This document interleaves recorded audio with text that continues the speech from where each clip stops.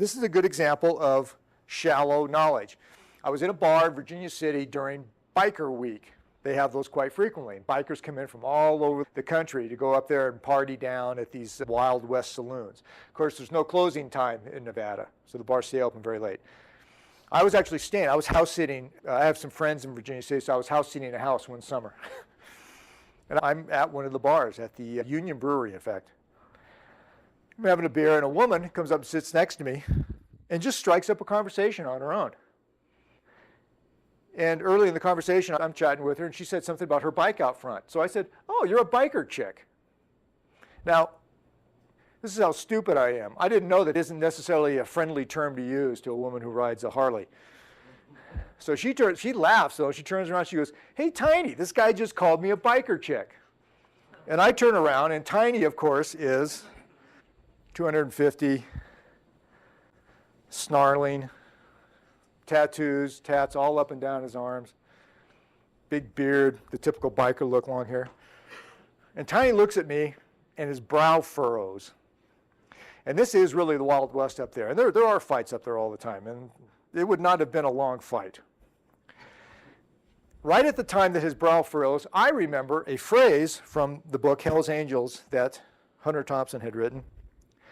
And I don't even know if I have this right to this day. People correct me all the time. But at some point, the Harley-Davidson had a Panhead engine.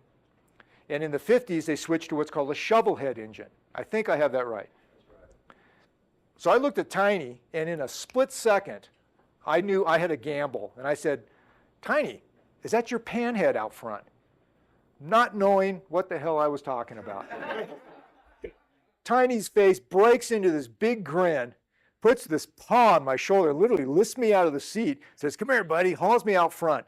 He had the only Panhead out there. I could have said, "Is that your shovel head out there?" I would have been wrong, because he had a 40-year-old bike. And I had to stand there for half an hour with Tiny, still his big paw on my shoulder, thinking of other things to say about the bike. "That sure is shiny chrome, Tiny." "Yeah, blah, blah, blah."